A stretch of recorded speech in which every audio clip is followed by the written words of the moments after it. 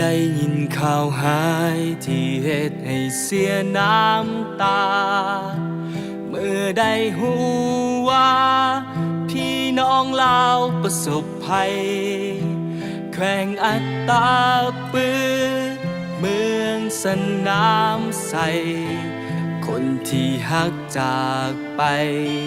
กับสายน้ำบ่หวนคืน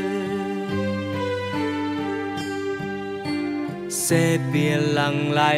เข้าท่วมบ้านเฮือนเพพัง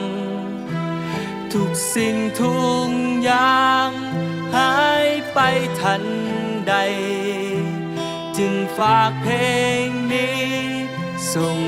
เป็นแห่งใจให้โพยภัยจางหายไปเถิดนา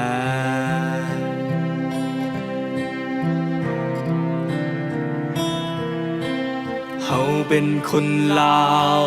เฮาบอกเคยทิ้งกันมีสุขแบ่งปันมีทุกข์ช่วยแบ่งเบา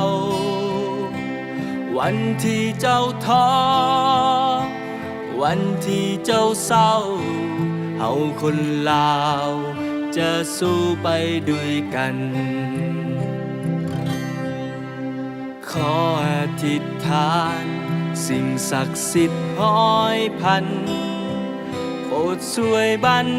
ดาลความทุกข์ผ่านพ้นไปเปลี่ยนหยดน้ำตา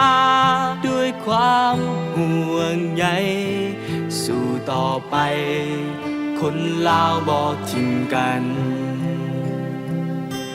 สู้ต่อไปคนลาวบ่เคยทิ้งกัน